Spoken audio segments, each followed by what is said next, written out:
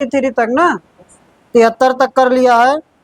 आज हमें क्वेश्चन करना है 74 नंबर का। गणित में एक छात्र ने दूसरे छात्र में पहले सत्र की तुलना में 16% अधिक अंक प्राप्त किए। यदि उसे दूसरे सत्र में 87 अंक मिले तो पहले सत्र में उसके अंक क्या थे? तो पहले सत्र में उसके अंक क्या थे? एक छात्र ने दूसरे सत्र में पहले सत्र की तुलना में 16% ज़्यादा पाया है, तो 16% अधिक पाया है तो कितना हो जाएगा? पहले पाया है 25 या 16% अधिक है तो हो जाएगा 29/25। ठीक ना? ये हो गया पहले सत्र का और ये हो गया दूसरे सत्र का। पूरा दिख रहा है, कहीं कुछ करना नहीं है ना? तो आपका हो जाएगा, ये हो गया पहले सत्र का, ये हो गया दूसरे सत्र का। कैसे? क्योंकि कह रहा 16 अधिक तो बनेगा 116/100। इसको सॉल्व कर लेंगे तो हो जाएगा 29/25 बनेगा। तो आपको दिया है दूसरे सत्र का, दिया है 87, यानी कि आपको किसका वैल्यू दिया है? 29 का मान दिया है। 29 का मान है 87, इसलिए आपको पहले सत्र का बताना है 25 का। तो कितना हो जाएगा? 87/29 गुणे 25, या कह सकते हैं 25 गुणे 3 यानी कि 75। ठीक है ना? 75 हो जाएगा। तो आपका पहले सत्र का अंक हो जाएगा 75। अगले क्वेश्चन में चलते हैं। 75 नंबर का देखिए। निम्न तालिका परीक्षा में भाग लेने वाले छात्रों के परिणाम को दिखाती है। उत्तीर्ण छात्रों का प्रतिशत क्या है? तो परिणाम छात्रों की संख्या दिया है, उत्तीर्ण दिया है और अनुत्तीर्ण दिया है। तो पहले हमें अगर उत्तीर्ण छात्रों का प्रतिशत चाहिए तो टोटल हमें चाहिए। हमें क्या क्या दिया है? हमें दिया है पास छात्र दिया है और फेल का दिया है। ठीक ना? पास कितने हैं? 150 और फेल कितने हैं? 100। तो कुल कितने हो जाएंगे? कुल छात्र, टोटल स्टूडेंट कितने हो जाएंगे? 250। ठीक ना? और हमें बताना है पास प्रतिशत, कितने प्रतिशत पास हैं, तो बनेगा 150/250।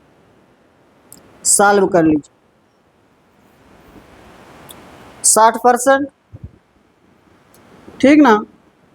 60% हो जाएगा। आगे चलें। 60%। नेक्स्ट देखिए, अगले क्वेश्चन पर चलते हैं। 76 नंबर का। रवि और राजेश ने एमटेक कार्यक्रम में शामिल होने के लिए एक प्रवेश परीक्षा लिखी। रवि ने राजेश से 8 अंक अधिक प्राप्त किए और उसके अंक उसके अंकों के योग के 52% थे। रवि और राजेश ने क्रमशः कितने अंक प्राप्त किए हैं? रवि और राजेश ने क्रमशः कितने अंक प्राप्त किए हैं?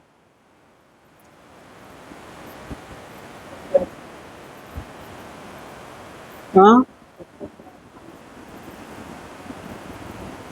104।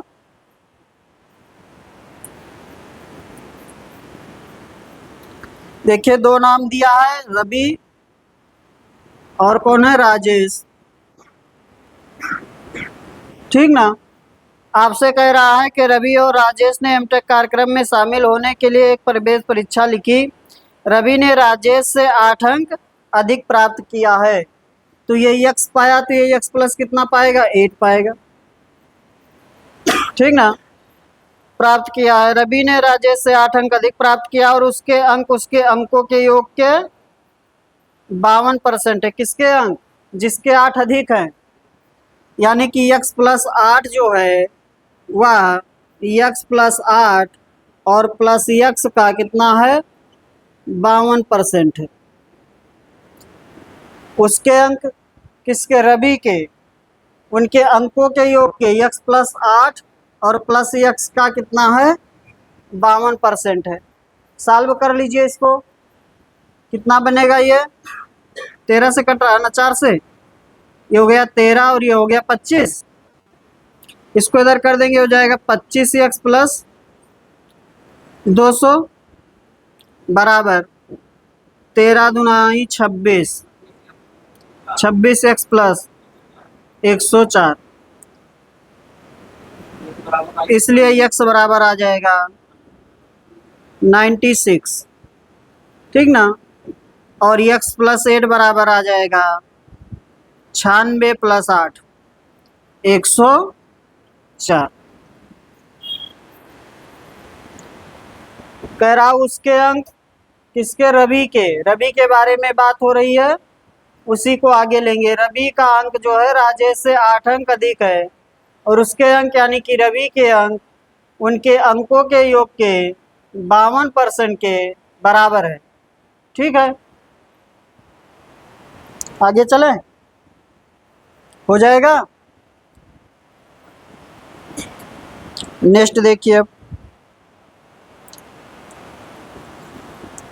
अगला क्वेश्चन 77।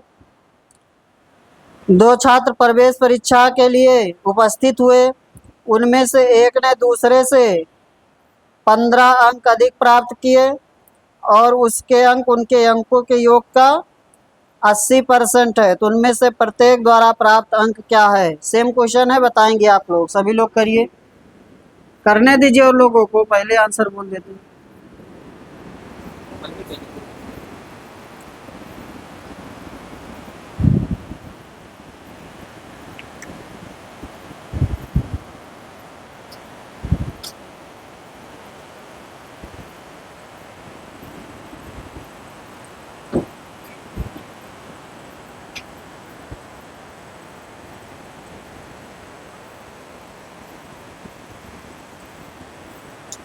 सेम क्वेश्चन है, दो लोग हैं, यहाँ पर नाम नहीं दिया है, पहला और दूसरा है। पहले का अंक दूसरे से कितना अधिक है, 15 अधिक है, ठीक ना। पहले का अंक जो है वो दूसरे से कितना अधिक है, 15 अधिक है। दूसरे का अंक x है तो इसका अंक हो जाएगा x प्लस 15। अब कह रहा उसके अंक यानी कि जिसके 15 अधिक हैं उसके अंक जो हैं वह दोनों के अंकों के योग का कितना है, 80% है। 80% यानी कि 4/5 है, ठीक है ना। ये हो जाएगा 5x प्लस 75 बराबर 8x प्लस 60, इसलिए 3x बराबर हो जाएगा 15, x बराबर हो जाएगा 5 और x प्लस 15 बराबर हो जाएगा 20, ठीक है। एक का 20 है और एक का 5 है। क्या हुआ, क्या कह रहे हैं, नहीं दिख रहा है। इधर बैठ जाइए, कहीं बैठ जाइए, तमाम तो जगह ही है।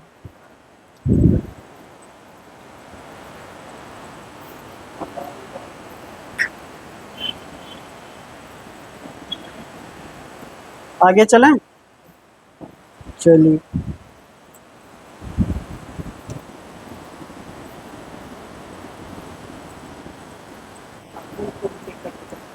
हाँ हाँ, ऑप्शन से भी कर सकते हैं, कोई दिक्कत नहीं है। ऑप्शन से चारों ऑप्शन करना पड़ेगा, ठीक है ना। ऑप्शन से भी कर सकते हैं, उसमें कोई प्रॉब्लम नहीं, ऑप्शन से भी कर सकते हैं। आगे चलें, आज ये 78 नंबर 78। हाँ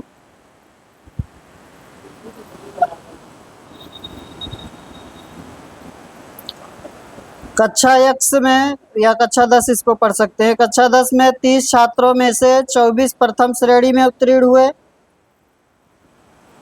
और 35 छात्रों ने एक अन्य परीक्षा y में 28 प्रथम श्रेणी में उत्तीर्ण हुए। किस कक्षा में प्रथम श्रेणी में प्राप्त करने वाले छात्रों का प्रतिशत अधिक था। एक में 30 में से 24 पास हुए हैं और एक में 35 में से 28 पास हुए हैं। एक कक्षा है x और अगला फिर लिखा y। हमने बोल दिया था 10 इसलिए क्योंकि हम आगे नहीं पढ़े कि y लिखा है, हम समझे ये रोमन में 10 लिखा है, ठीक ना। तो इसमें जो परीक्षा हुई है वो आपका हुआ है, कितने की परीक्षा थी? 30 अंक, 30 छात्रों में, सॉरी 30 छात्रों में से 24 प्रथम श्रेणी में पास हुए हैं। इसमें 30 टोटल थे, टोटल स्टूडेंट थे इसमें 30, और जो पास हुए हैं फर्स्ट डिवीज़न वो कितने हैं? 24, और इसमें टोटल छात्र थे 35, और इसमें जो फर्स्ट डिवीज़न पास हुए वो हैं 28। तो यहाँ का प्रतिशत लिखेंगे तो क्या लिखेंगे? 24/30 गुणे 100, और यहाँ का प्रतिशत लिखेंगे तो लिखेंगे 28/35। ये अनुपात कितना बन रहा है? 4/5।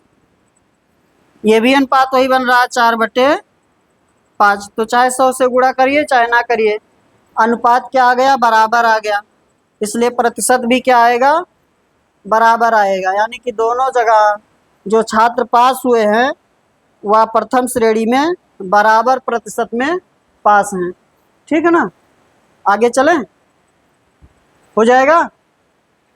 और चाहे यहाँ गुणे 100 कर दीजिए तो 80% दोनों जगह आ जाएगा।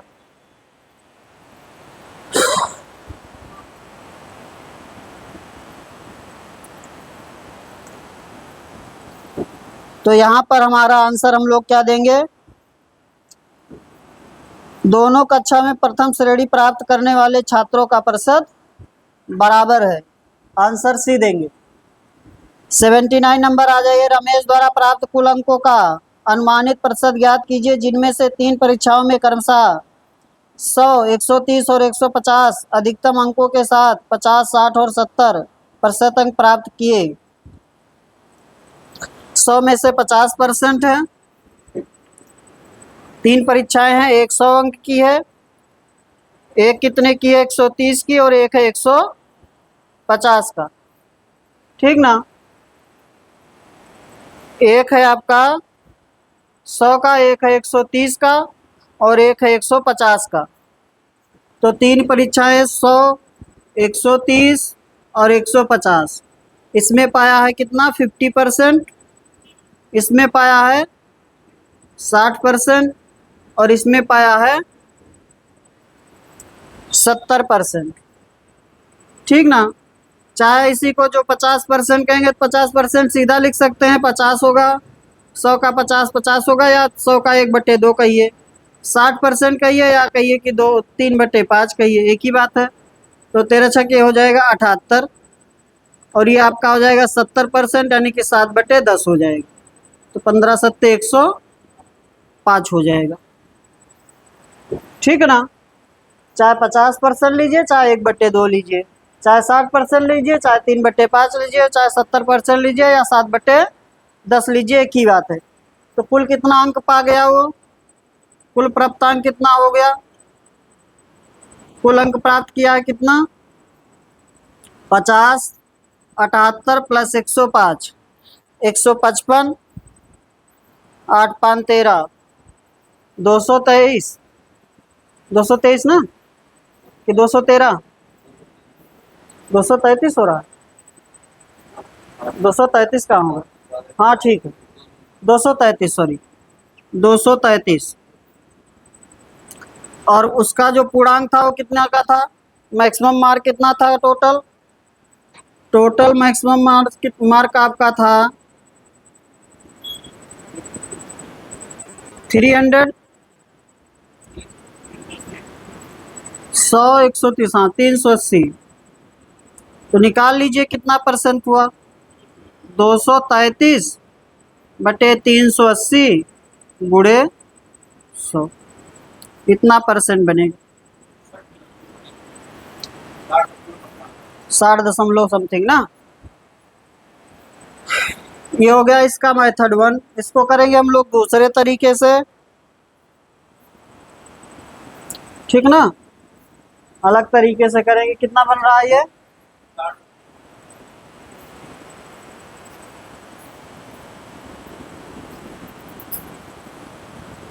तो यहाँ तो 60 है नहीं, 61.32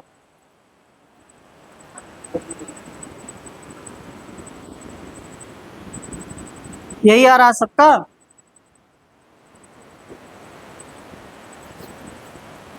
ठीक है,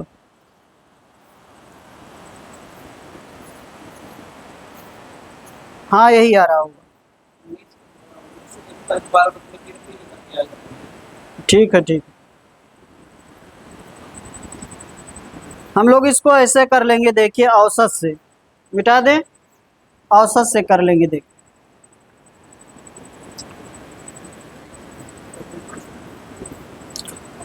ऐसे कर लेंगे क्वेश्चन को। 100 में से कितना पाया था? 50%। 130 में से कितना पाया है? 60%। और 150 में से कितना पाया है? 70%। ठीक ना, तो हम किसी एक को मान लेते हैं, या इसको और छोटा कर लीजिए। ये हो गया 10, ये हो गया 13, ये हो गया 15, अनुपातिक रूप से। ठीक ना, 10, 13, 15 हो गया अनुपात। तो हमने मान लिया कि 60% होगा आंसर। 60 से इधर आए तो कितना कम हो गया? 10।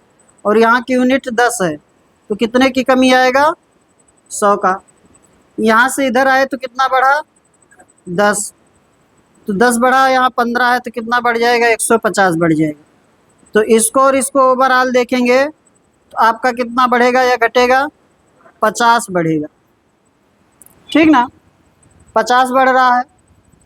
अब अगर देखें तो हमें टोटल का बताना, टोटल यानी कि 10, 13, 15 का बताना है। 10, 13, 15 योग कितना होगा?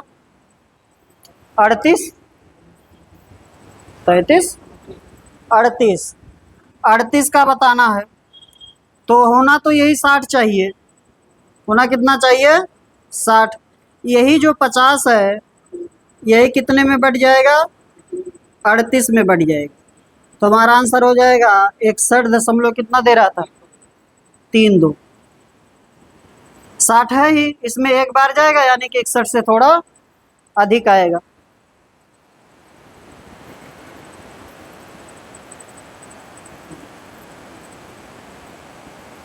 आसान है ना इससे?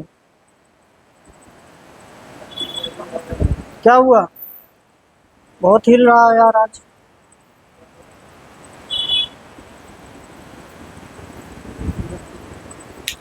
इसका कुछ परमानेंट सोल्यूशन ढूंढना पड़ेगा। आगे चलिए। हाँ हाँ, उसी में करते हैं।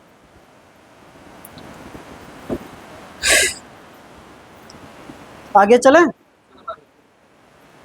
फिर से। देखिए भाई, आपका क्वेश्चन हमने पढ़ दिया था, मैं सीधा बात कर रहा हूँ। कह रहा है कि एक परीक्षा है 100 का जिसमें 50% पाया है, एक परीक्षा है 130 का जिसमें 60% अंक पाया, और एक परीक्षा है 150 का जिसमें 70 पाया है। तो हमने 100, 130 और 150 का अनुपात ले लिए, तो हो गया 10, 13, 15। इस पर भी हो जाता, बस भाग तब ज़्यादा देना पड़ता। ठीक ना, हो गया 10, 13, 15।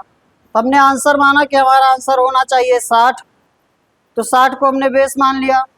60 से इधर आए तो कितने की कमी आई? 10 की। और यहाँ यूनिट कितना आपके पास? 10। तो प्रत्येक का 10 10 कम होगा, तो 10 में 10 का कमी होगा तो कितना कम हो जाएगा? 100 का कमी। 10 गुणे 10 की कमी।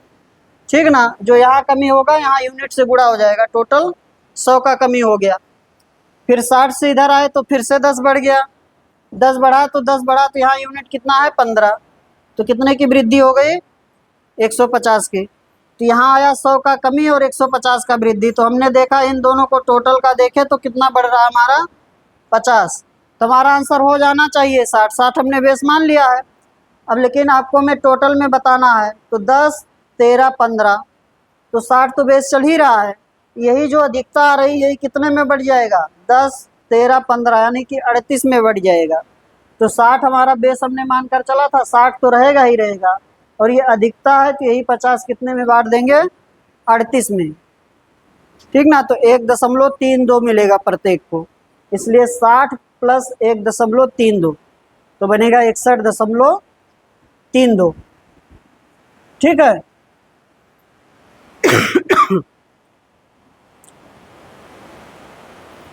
औसत करा रहे थे उस दिन तो थे, कुछ लोग थे ही नहीं। चलिए आगे आएगा, फिर से औसत, फिर से कराएंगे और अच्छे तरीके से। हाँ हाँ, अमित तो थे, अमित की बात नहीं कर रहे।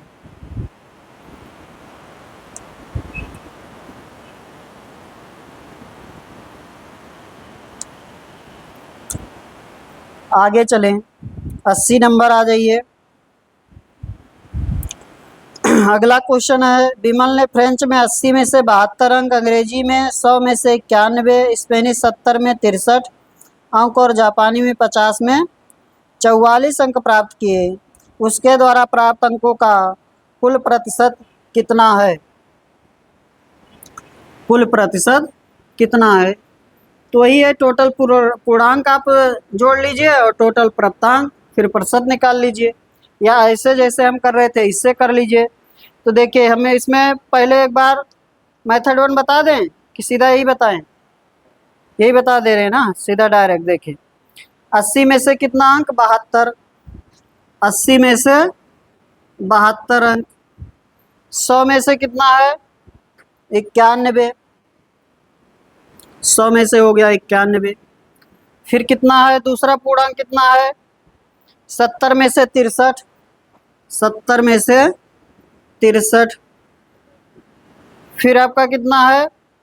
50 में से 44 ना, 50 में से 44।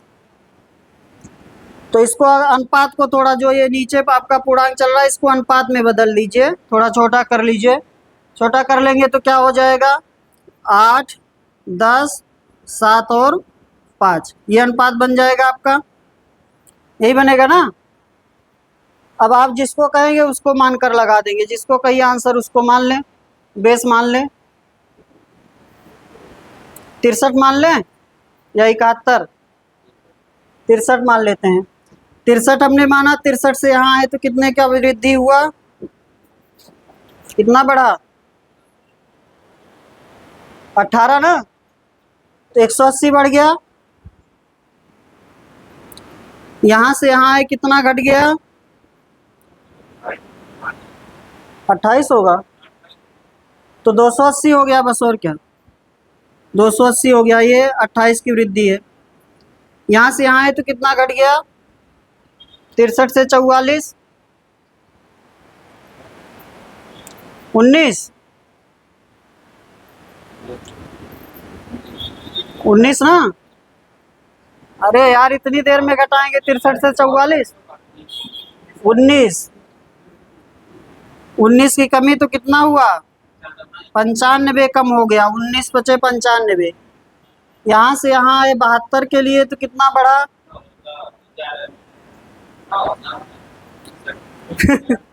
7, 2, 9, 7, 70 पहुँचेंगे, 2 और 9 हो गया। तो 9 अठे कितना हो गया? 72। तो ओवरऑल देख लीजिए, 280 वृद्धि और 72, तो बढ़ गया आपका 2 हो गया, और 8, 7, 15 और 2, 1, 352 की वृद्धि और 95 की कमी। तो कितना आया? 12 में से 5 गए 7, 14 में से 9 गए 5, 2 ना, 257। तो हमारा आंसर होना चाहिए कितना? 63। अभी हमारे पास है कितना? 8, 10, 18, 7, 25 और 5, 30। तो जो आपका 257 है, यही बढ़ जाएगा कितने में? 30 में। सॉल्व कर लीजिए, आंसर आ जाएगा।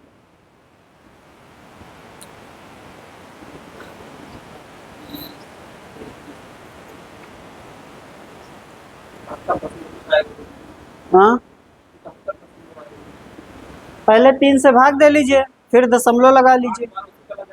ठीक है।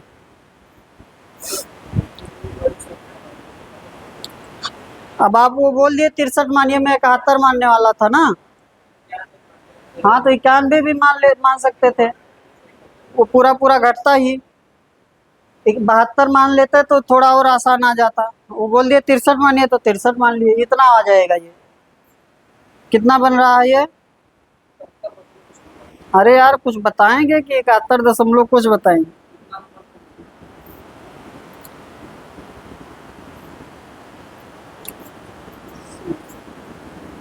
सत्तर देंगे आंसर, 70 हो जाएगा। कहीं गुणा भाग तो नहीं गलत हुआ है? ठीक, आंसर बन जाएगा 70।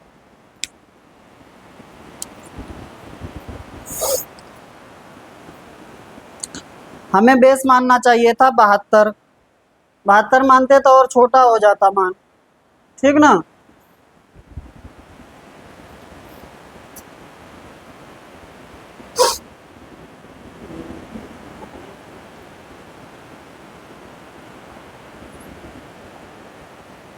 बहत्तर मानते थे, जो 257 का अधिकता आ रहा है, इतना नहीं आता और कम आ जाता, या कमी में आ जाता, कुछ घट जाता मान। आगे चलते हैं।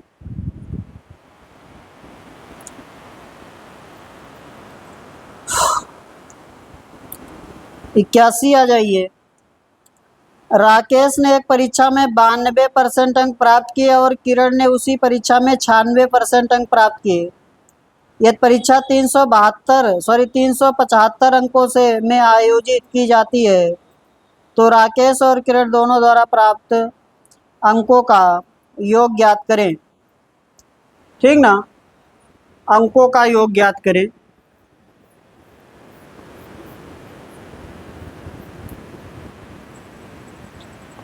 तो कर लीजिए।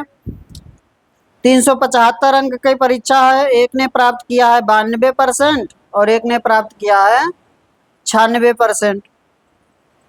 ठीक है ना, एक ने प्राप्त किया है 92% और एक ने प्राप्त किया है 96%। तो 375 में से एक ने प्राप्त किया 92% और एक ने प्राप्त किया 96%, तो कितना बनेगा? 375 का 92% ये हो जाएगा, और 375 का कितना, 96% ये हो जाएगा। या आप 375 का एक ही बार में कितना ले लीजिए, 92 प्लस 96, 188% ले लीजिए, 188% ले लीजिए। हमने दोनों को जोड़ा, हमें इसका योग ही तो चाहिए, इसका योग चाहिए। 375 क्या कर लिए, कॉमन कर लिए। तो कहाँ गलत कर रहे थे आप लोग?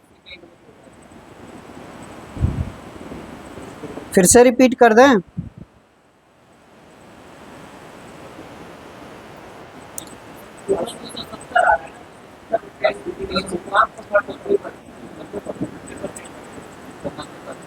आप ही तो बोले 8 बार जाए।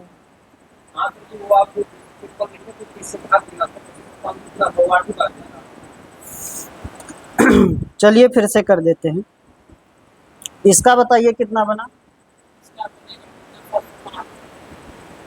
705। 25 से काट दें, 25 चौका 100, और ये हुआ 25 एकम 25, 25 पंचे क्यों 12 बचा, 12 बचा, तो 15 बार गया ना। ठीक, 4 से कैंसिल कर दीजिए, 4 चौक 16 और 4 सते 15 गुणे 47, 705। चलिए चलिए आगे चले। कहाँ पर 80 में कहीं मिस्टेक हो गया था, देख लीजिए, फिर से देख लीजिए।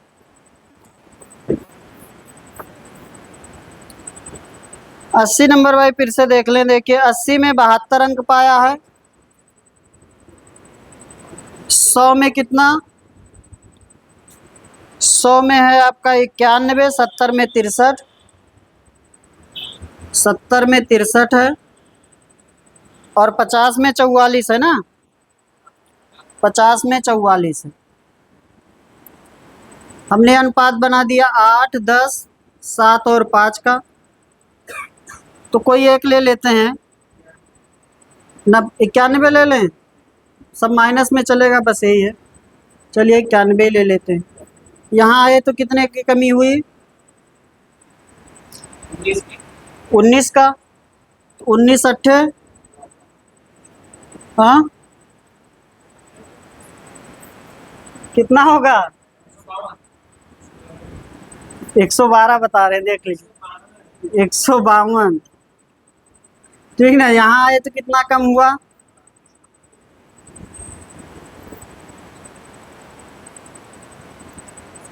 कैसे घटाते हैं यार? 11 में से 3 जाएगा, कितना बचेगा? 8, 28। 28 गुणे 7 की कमी, 7 अठे 56, 196। यहाँ से यहाँ है तो ये भी कमी एक वृद्धि वाला मानना चाहिए था आप लोग। 92 माना, 91 मान लिए। चलिए 91 से 44, 43, 47 ना। 47 गुणे 5 की कमी, कितना आ गया? 7 पचे 35, 5 सते 35, 5 चौक 20 और 20 3 23, 235। तो हमारा आंसर बनेगा 91 माइनस, ये सब माइनस में चल रहा है, कहीं गलत हो रहा है। आप कह रहे हैं 90 आंसर आ रहा तो बहुत नीचे आ जाएगा। फिर कौन कह रहा है 90 आ रहा आंसर?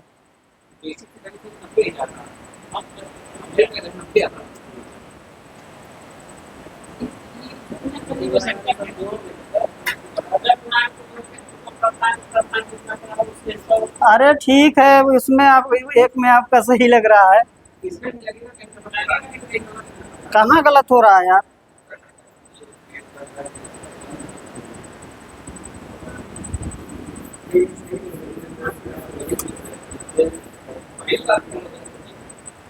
फेल नहीं, कहीं कुछ गलत कर रहे हैं। चलिए बाद में देखेंगे, अभी आगे चलिए,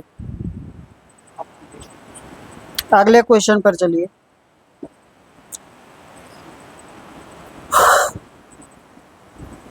बयासी बताइए। दिए गए प्रश्न पर विचार करें और निर्णय लें कि प्रश्न का उत्तर देने के लिए निम्न में से कौन सा कथन पर्याप्त है? श्री यक्स ने वर्ष 2000 में कितना अर्जित किया?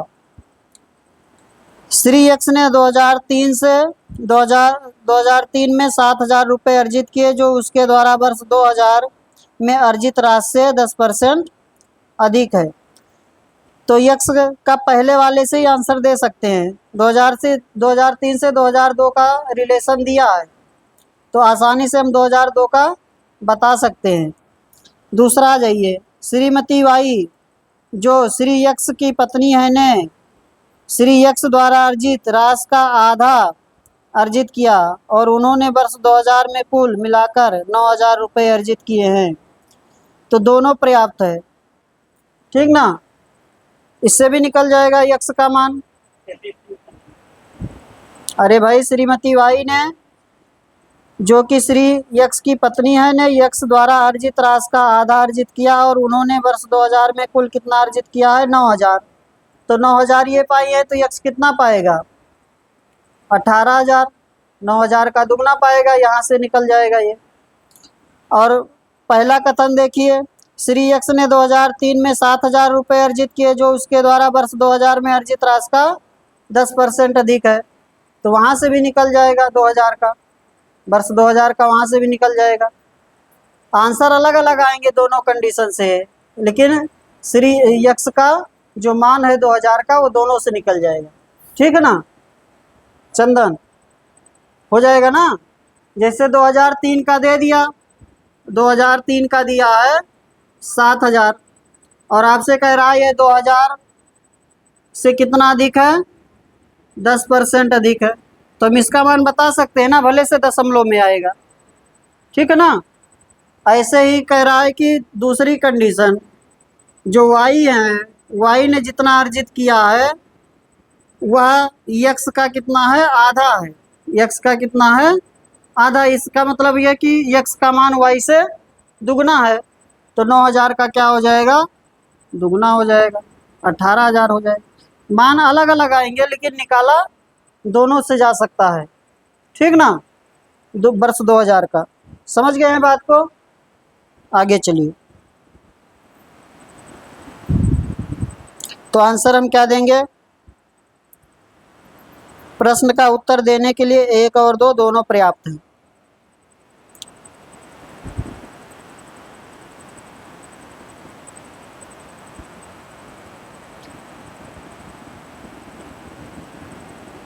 आंसर हम लोग देंगे फर्स्ट ऑप्शन, पहला ऑप्शन देंगे, ज़्यादा सही रहेगा ना। प्रश्न का उत्तर देने के लिए या तो 1 या तो 2 पर्याप्त है, ठीक ना। आगे चलें, आंसर हम लोग देंगे फर्स्ट। प्रश्न का उत्तर देने के लिए या तो पहली कंडीशन फॉलो कर लीजिए या तो दूसरी कंडीशन फॉलो कर लीजिए, ठीक है। और अगर दोनों को साथ में ले लेंगे तो इसका मतलब यह है कि दोनों का प्रयोग करके कर रहे हैं, तो हमें आंसर देना पड़ेगा फर्स्ट ऑप्शन। आगे आ जाइए 83 नंबर। एक प्रश्न के बाद 2 कथन दिए गए, तय करें कि दिए गए कथनों में से कौन सा कथन प्रश्न का उत्तर देने के लिए पर्याप्त है। 2014 की तुलना में 2016 में कंपनी एक्स के लाभ में कितने % की वृद्धि हुई है, ठीक है। आप पहला कथन देखिए, 2014 में कंपनी का मुनाफा 1 लाख रुपए था, जो 2015 से 10% ज़्यादा है। तो देखिए यहाँ हमें 2015 और 2014 के बारे में बात कर रहा है पहले कंडीशन में, जबकि हमें आंसर क्या देना है 2014 से 2016 का। तो पहली कंडीशन गलत हो गई, यानी कि इससे हम आंसर नहीं निकाल सकते हैं, क्योंकि हमें जो निकालना है वो 2014 से 2016 का निकालना है। 2014 और 2016 के बारे में बताना है। 2014 की तुलना में 2016 में कंपनी एक्स के द्वारा लाभ में कितने % की वृद्धि हुई है। जब हम 2014 और 2016 का अलग अलग इंडिविजुअल वैल्यू पता कर पाएंगे तब हम बता पाएंगे कि 2014 से 2016 में कितना वृद्धि हुआ है।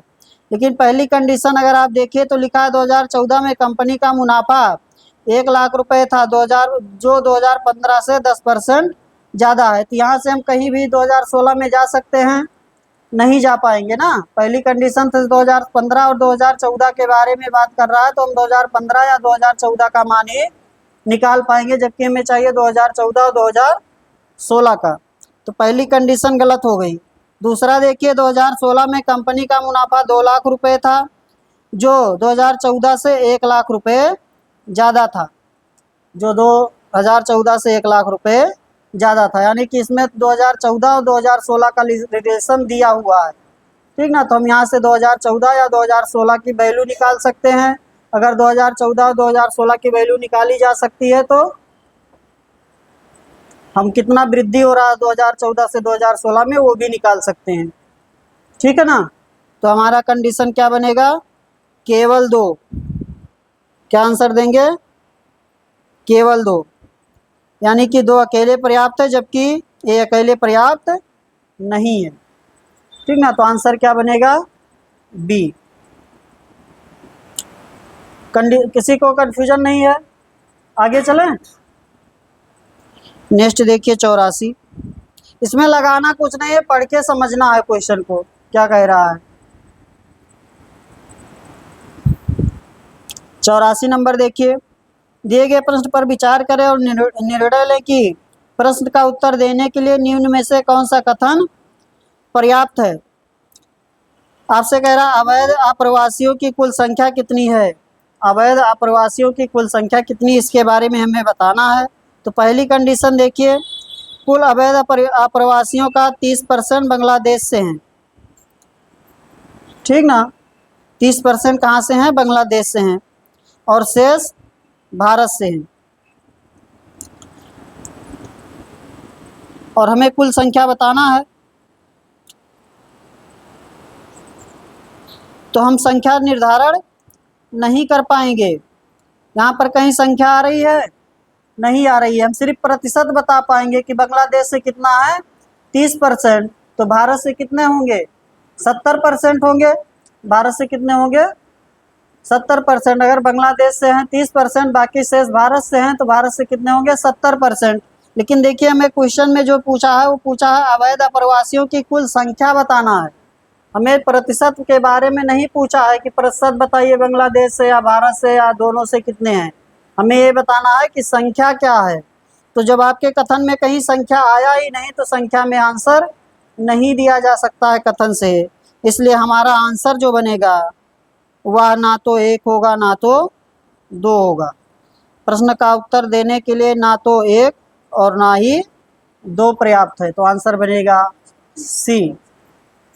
ठीक है ना, कंफ्यूजन नहीं किसी को। आगे चले। संख्या नहीं दिया तो संख्या निकल पाएगी? नहीं निकल पाएगी ना, प्रतिशत में ही आंसर बनेगा। और हमें चाहिए क्या? संख्या। आगे चले, हो जाएगा श्रद्धा? ठीक है ना। अब आ जाते हैं अगले टाइप में, टाइप 2 में। क्या हुआ? हाँ तो आगे बताएंगे। देखिए भाई 85 नंबर देखिए क्वेश्चन क्या कह रहा है। चीनी के मूल्य में 30% की वृद्धि हो जाती है तो सीता को चीनी की खपत में कितना % कमी कर देना चाहिए, उसके व्यय में कोई वृद्धि ना हो। ठीक ना। तो चीनी का मूल्य था पहले मान लीजिए 100, पहले हम एक मेथड लगाते हैं फिर और बताते हैं। 100 तो बढ़ के कितना हो जाएगा मूल्य वृद्धि के कारण? 130 हो जाएगा। 30% बढ़ा 130 है। तो हमें खपत को इतना कम कर देना है कि खर्च फिर से कहाँ आ जाए? 100 पर आ जाए। तो कितना घटाएंगे? 30 घटाएंगे। किसको घटाएंगे? 130 को घटाएंगे। तो आपको खपत में कितना % की कमी करना पड़ेगा? इतना % की कमी करना पड़ेगा। 100 था 130 हो गया, तो कितना घटा दिए? 30 घटा दिए। मूल वृद्धि के कारण कहाँ आ गया है? 130 पर। इसको खपत कम करके इसे फिर से कहाँ लाना है? 100 पर। तो खपत में कितना कम करेंगे? 30। किससे कम करेंगे? 130 से। तो 30/130 गुणे 100 कितना बनेगा ये? 300/13 प्रतिशत। ठीक है, 23 सही 1/13%। फ्रैक्शन से जो करते हैं वो देखें। फ्रैक्शन भी यही है बस। 30% वृद्धि तो कितना बनेगा? 13/10 बनेगा। 30% वृद्धि क्या बनेगा? 13/10। तो कितना कम करेंगे? आपकी 10 पे आ जाए 3 कम करेंगे। किसको कम करेंगे? 13 को। तब भी वही बनेगा, बस यही है। बनेगा 23 सही 1/13। ठीक है ना। आगे चले। और चाहे सिर्फ 30% लीजिए, 30% की वृद्धि केवल 30 लीजिए, 30 लेंगे तो 3/10 बनेगा।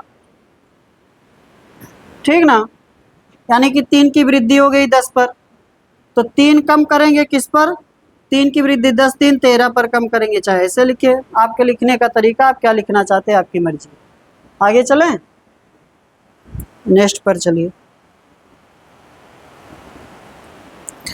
अगला क्वेश्चन देखिए। ए का वेतन बी के वेतन से 20% कम है तो बी का वेतन ए के वेतन से कितना % अधिक है? तो 20% कम है तो 25% अधिक होगा। क्या बता दें? देखिए भाई समझे, पहले ये क्वेश्चन कर लेते फिर बताते हैं ना। देखिए कह रहा है कि 20% कम हो गया ना। ए का वेतन जो है बी से कितना है? 20% कम है। तो ये अगर 100 है तो ये कितना है? 80 है। ठीक ना। अब ये इससे कितना अधिक है अगर हम कहें तो कहेंगे 20 अधिक है। किससे? ए से, यानी कि 80 से। तो कितना बनेगा ये? 25% बनेगा। ठीक ना। ये हो गया बेसिक। या आप कुछ लोग ऐसे लिखते हैं उसी को, 20% कम होने का मतलब क्या हो गया कि ए 5 था, बी 5 था, ये कितना हो गया? 4। बी 5 था, ये कितना हो गया? 4 हो गया। यानी कि ये कितना कम हुआ, 1 कम हुआ, कमी ही बताना है ना, 4 से, सॉरी अधिकता बताना है, 1 की अधिकता 25%, चाहे ऐसे करिए। ये आपको बता दे, एक फिगर याद रखिए, उससे अगर कोई भी वैल्यू आएगा तो आप आंसर सीधा टिक कर लेंगे। मिटा दें इसको, समझ गए हैं ना? चलिए,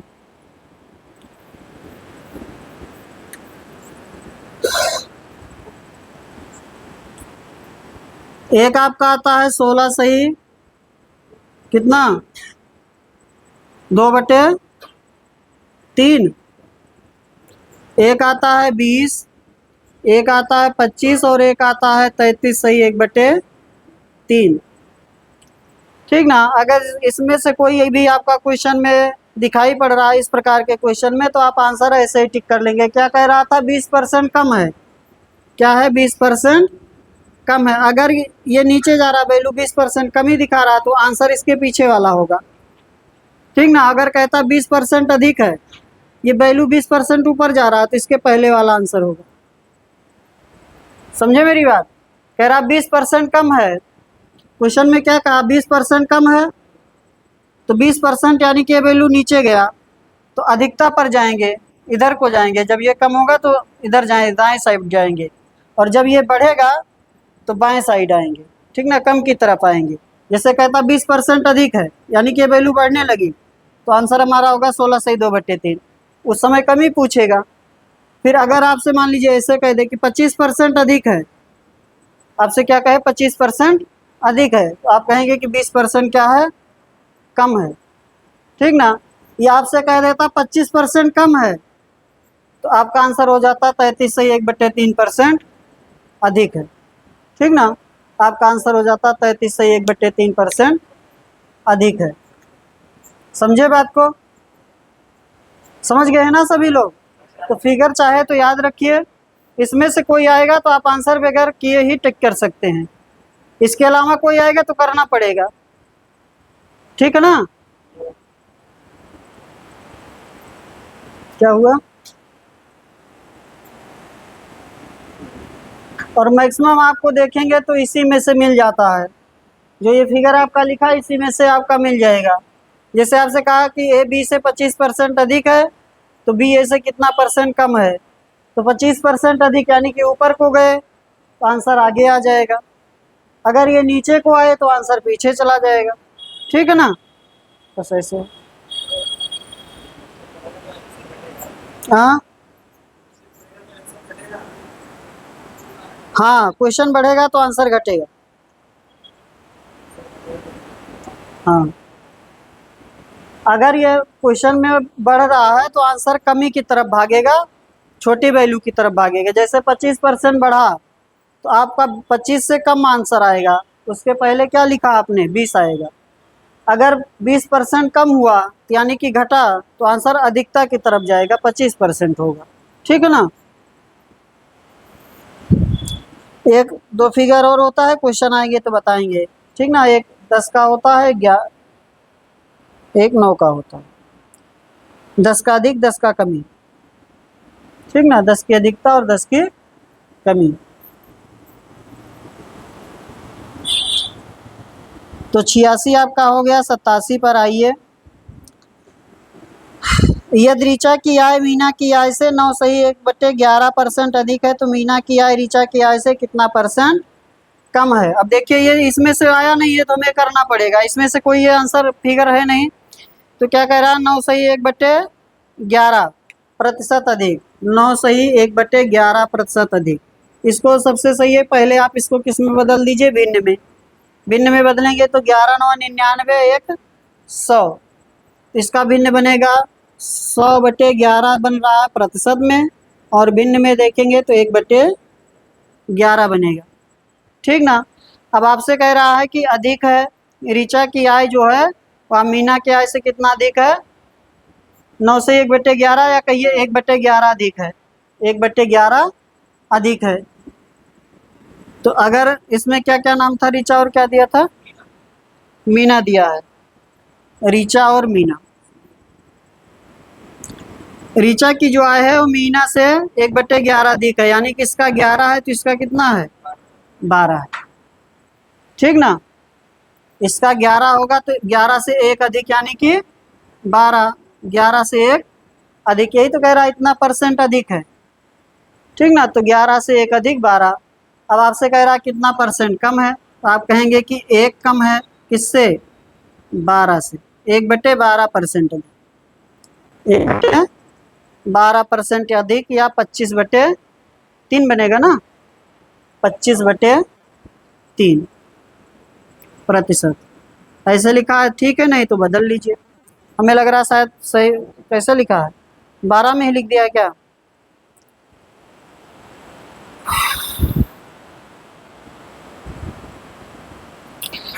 इन्होंने सीधा लिखा है 8 सही 4/12, इन्होंने इसी को सही बटे में बदल दिया है 8 सही 4/12।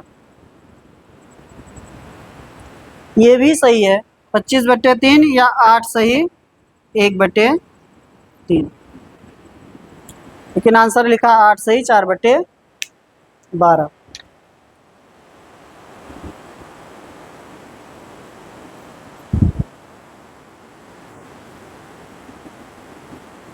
ठीक है,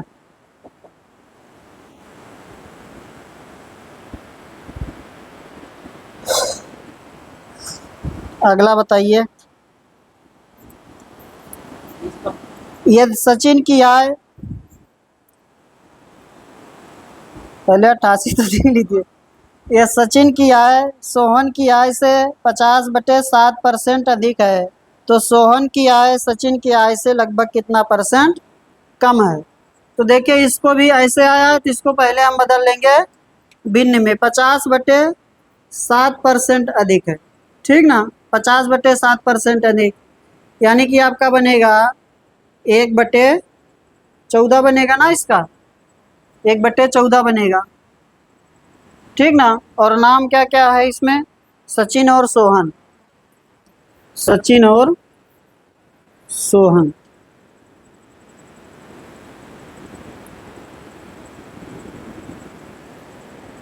तो सचिन का सोहन से कितना अधिक है 50/7, यानी कि सोहन का होगा 14, तो इसका 14 + 1 15। अब आपको कमी बताना है तो प्रतिशत कमी क्या बन जाएगी, 1 की कमी 15 से, 1 की कमी 15 से,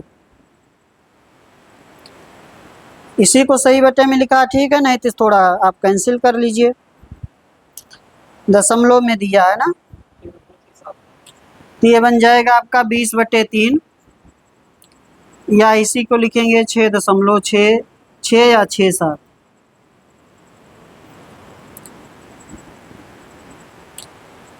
या बहुत लोग ये भी याद करते हैं कि 1/15 जो है वो 6.67 का मान है।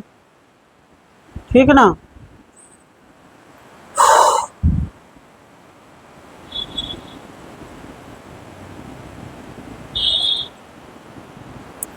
अगला बताएंगे आप लोग, क्वेश्चन नंबर 89 बताइए। एक निश्चित दूरी को तय करने में लगने वाले समय को 20% कम करने के लिए मोटर चालक को अपनी गति में कितना % की वृद्धि करना चाहिए। तो 20% घटाएंगे तो कितना बढ़ाएंगे, अभी अभी बताए थे 25 बढ़ाएंगे। ठीक ना, 20 घटाएंगे तो कितना बढ़ाएंगे 25 बढ़ाएंगे, हो जाएगा। 20 आपने कम किया तो कितना हो जाएगा 25 बढ़ाएंगे। ठीक ना, पेन नहीं उठाना पड़ेगा, अगर वो फिगर याद रखे हैं तो उसमें से कोई आ रहा है तो आपको करने की ज़रूरत नहीं है, सॉल्व कर लेंगे आराम से। अभी जो लिखा था यही तो लिखा था, 20 के बाद क्या लिखा था 25, 20 आपने घटाया है तो कितना बढ़ाना पड़ेगा 25 बढ़ाना पड़ेगा। बाकी अगर कन्फ्यूजन है तो जैसे ये लोग क्वेश्चन कर रहे हैं उसको भी कर सकते हैं, आपकी मर्जी। आज ये टाइप 3 पर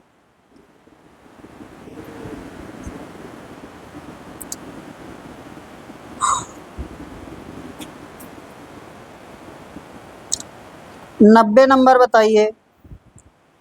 राजीव के वेतन में पहले 40% की कमी की गई है और फिर 50% की वृद्धि की गई है। नया वेतन उसके आरंभिक वेतन से कितना प्रतिशत कम है। तो देखिए इसको कई तरीके से कर सकते हैं, एक्स वाई भी इसमें लग सकता है और वैसे भी कर सकते हैं। देखिए आपका पहले किया है टाइप 3 में, आ जाइए क्वेश्चन नंबर 90 से। देखिए इसके पहले जो टाइप खत्म हुआ है, जिसके पास बुक है वो खोज कर क्वेश्चन करे, कोई भी क्वेश्चन नहीं रुकेगा, 100% कर लेंगे आप, ठीक ना। देखें 90 नंबर, देखिए राजीव के वेतन में पहले 40% की कमी की गई और फिर 50% की वृद्धि।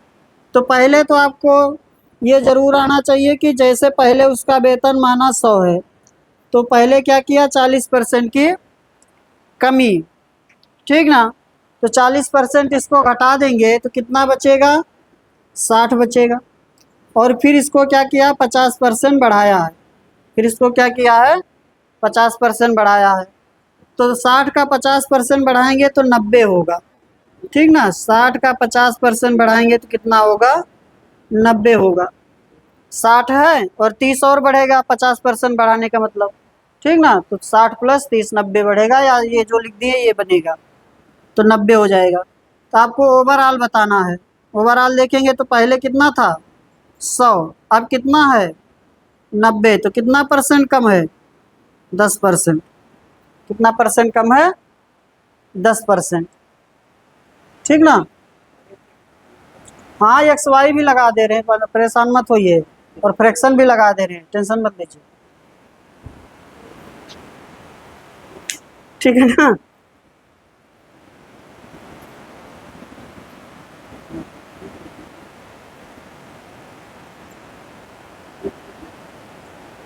जो कहेंगे वो बता देंगे, ठीक ना, जो मेथड कहेंगे वो। हाँ जीटीओ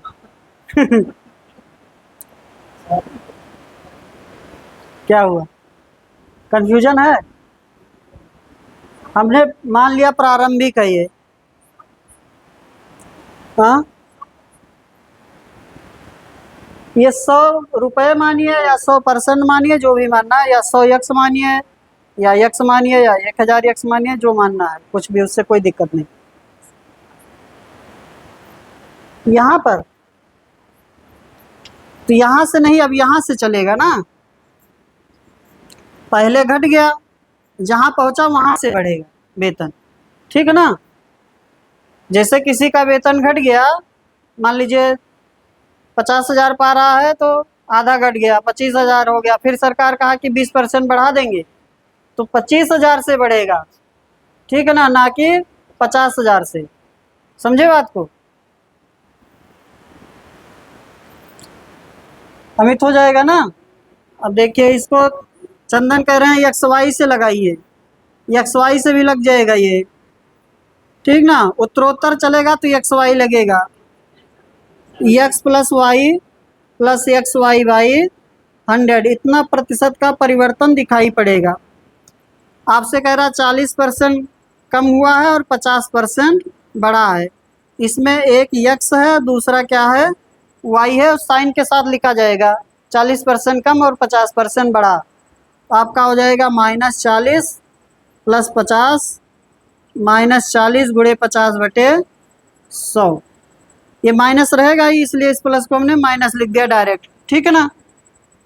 तो आपका हो गया, ये हो गया -40 + 20 और ये माइनस हो गया 20, आपका बना -10। -10 का मतलब 10% की कमी, माइनस में आएगा तो कमी और प्लस में आएगा तो वृद्धि, ठीक है ना। माइनस में आएगा तो कमी और प्लस में आएगा तो वृद्धि।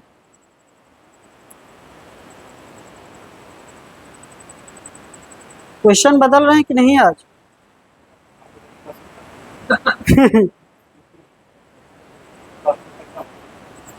हाँ काम चल जाएगा ना।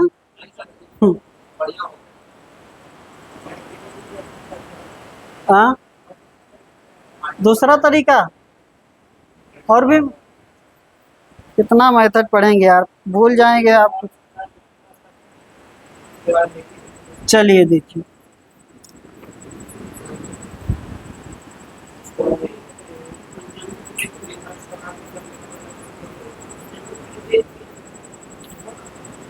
देखिए कह रहा 40% घटा दिया, 40% घटाएंगे तो बचेगा कितना, हमें बचने की तरफ जाना है 60%। 40% घटाए हैं और 50% बढ़ाए हैं, यही ना। 40% घटाएंगे तो कितना बचेगा 60%, यानी कि 3/5 हो जाएगा। 60%, 40% घटाएंगे तो बचेगा 60%, 60% का भिन्नात्मक मान होता है 3/5। फिर 50% बढ़ाएंगे, 50% बढ़ाएंगे तो कितना हो जाएगा 150 हो जाएगा। 150 जो बनता है वो बनेगा 3/2, यानी कि आपका कितना हो गया 9/10। 10 से घट के कितना हो गया 9 हो गया। जो हर में चलेगा वो प्रारंभिक होगा और जो अंश में चलेगा वो बाद का होगा मान, ठीक ना। तो 10 से घट के कितना हो गया 9, यानी कि कितने परसेंट की कमी हो गई 10% की कमी, ठीक है ना। बचने की तरफ चलेंगे, देखिए 40% आपने घटाया, 40% घटाया तो कितना बचा 60, या 40% का ही भिन्नात्मक मान लिखिए। 40% का कितना लिखेंगे 2/5 लिखेंगे। तो 2/5 घटेगा तो बचेगा कितना 3/5। कोई भी मान एक होता है, उसमें से 2/5 घटेगा तो कितना बचेगा 3/5। अब यहाँ 3/5 पे पहुंच गए तो ये अब मान कितना बढ़ गया 50%। 50% बढ़ेगा तो कितना हो जाएगा 3/2, 150/100 बनेगा। 150 बनता है 3/2, ठीक ना। 50% जब वृद्धि होगा तो बनेगा 150/100, यानी कि 3/2। तो यहाँ पहुंचे थे, इसमें 3/2 का गुणा हुआ तो 9/10 पर आ गए, यानी कि पहले था 10 अब हो गया है 9। तो कितने परसेंट की कमी 10% की कमी, ठीक है ना।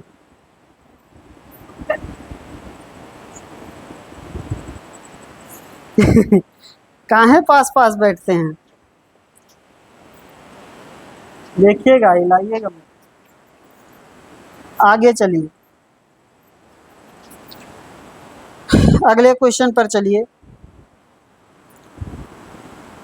एक जीवाणु की आबादी पहले 10 मिनट में 6% और अगले 10 मिनट में 10% की दर से बढ़ती है। 20 मिनट के अंत में कुल प्रतिशत वृद्धि कितना है। कुल प्रतिशत वृद्धि कितना है, क्या हुआ,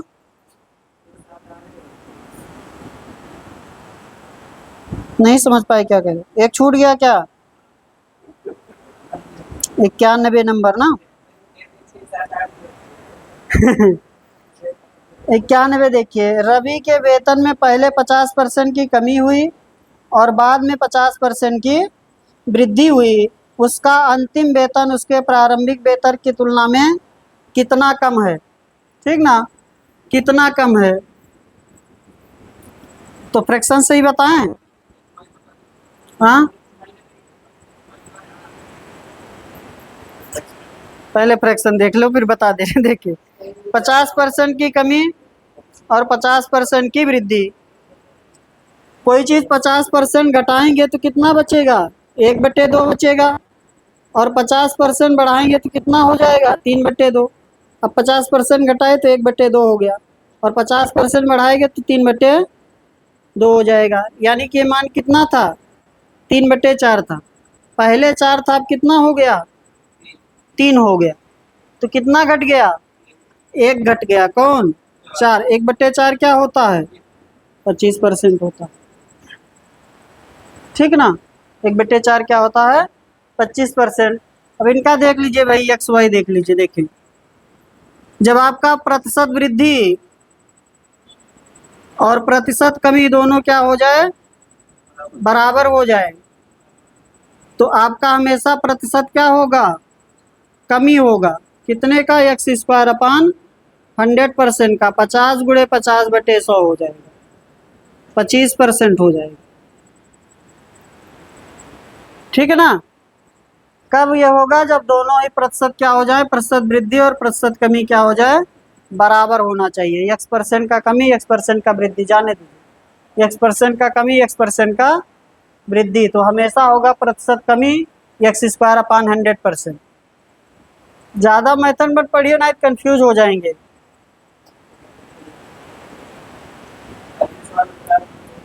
आगे चलिए, अगला बताइए 92।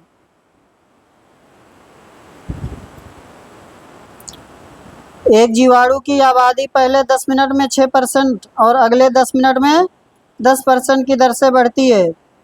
20 मिनट बाद, 20 मिनट के अंत में जनसंख्या में कुल प्रतिशत वृद्धि कितना है? 16.6 का वृद्धि है। कितने का है? 16.6 का। देखिए,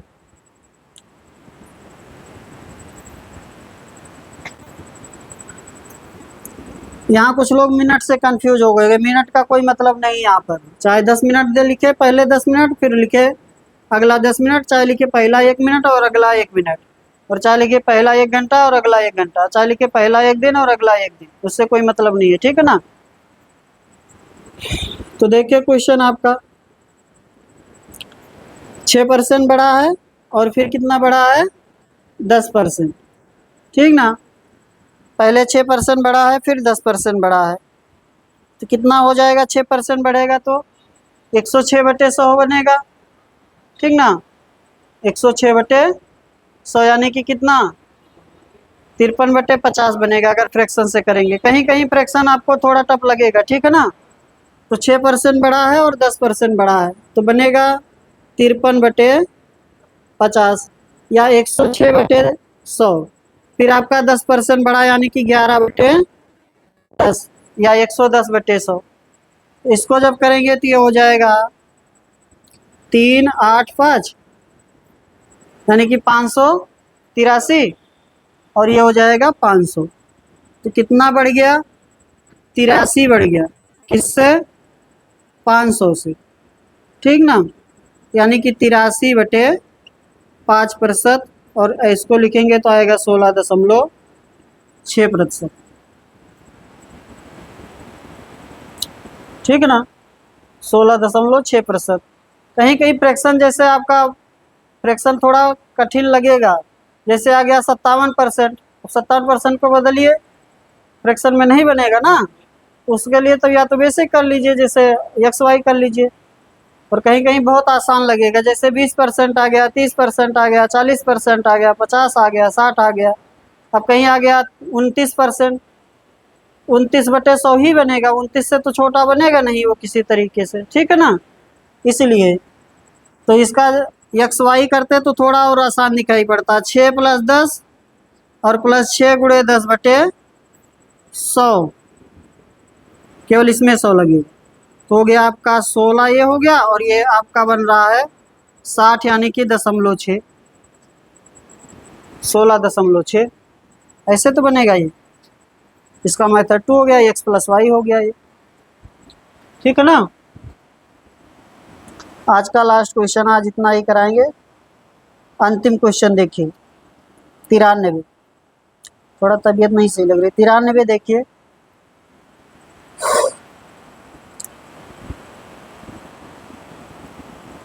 स्टेशन मास्टर निर्णय करता है कि आयताकार डिजिटल बोर्ड की लंबाई और चौड़ाई क्रमशः 2% बढ़ा दी जाए और 8% घटा दी जाए, तो क्षेत्रफल में हुआ कुल परिवर्तन ज्ञात करें। क्षेत्रफल में हुआ कुल परिवर्तन ज्ञात करें। अब देखिए ऐसे जैसे इस प्रकार से फिगर आ जाएंगे, तो इसको फ्रैक्शन से ना करिए, आप XY ही करिए तो ज़्यादा सही है। अब 2% 8% बदलेंगे तो गुणा करने में टाइम लगेगा, ठीक है ना। जैसे 2% बढ़ाएंगे तो कितना बन जाएगा? 51/50 बनेगा या 102/100 बनेगा। फिर 8% घटाएंगे तो 92 बनेगा, यानी कि 46/50 बनेगा। तो उसको गुणा करने में टाइम लगेगा, इसलिए ऐसे जब आ जाए तो आप उसको XY से ही करिए। कितना दिखा है? 93 नंबर का क्वेश्चन, तो आपका XY से इसको कर लीजिए, ज़्यादा सही है ये। 2% है और 8, 2% बढ़ा है और 8% घटा है ना। 2 माइनस 8 माइनस 2 गुणे 8/100, घटा है तो माइनस में लिखेंगे उसको। 8% घटा है, 2% बढ़ा है और 8% घटा है। बढ़ने वाले को प्लस में लिखेंगे और दोनों अगर बढ़ रहा है तो कोई मतलब नहीं है, एक बढ़ रहा है एक घट रहा है, तो माइनस में एक प्लस में। तो आप इसको देखेंगे तो यहाँ बनेगा -6 और ये 8 दूनी 16, यानी कि -0.16 ना। तो कितना हो गया ये -6.16 और माइनस लगा, इसका मतलब 6.16 का प्रतिशत का कमी, यानी कि क्षेत्रफल में 6.16% की कमी हो जाएगी। आज यही छोड़ देते हैं, ठीक ना। तो हमारा क्वेश्चन हो गया 93 तक। अब आपका 3-4 दिन चल गया है टॉपिक, तो आप कोशिश करिए आपके पास जो भी बुक हो आप टाइप खोज कर क्वेश्चन करने का प्रयास करें, ठीक ना। जो ना आए उसका फ़ोटो खींच लीजिए या लिखिए मत, फ़ोटो ही खींच के लाइए, ठीक ना। हाँ हाँ, तो ले आइए। अगर कोई क्वेश्चन फंसता, किसी कोई क्वेश्चन है, लगा तो रहे नहीं है आप लोग, ठीक। अब 3-4 दिन हो गया परसेंटेज, अब क्वेश्चन आप पीछे से करना शुरू कर दें, ठीक है ना। बंद कर दी।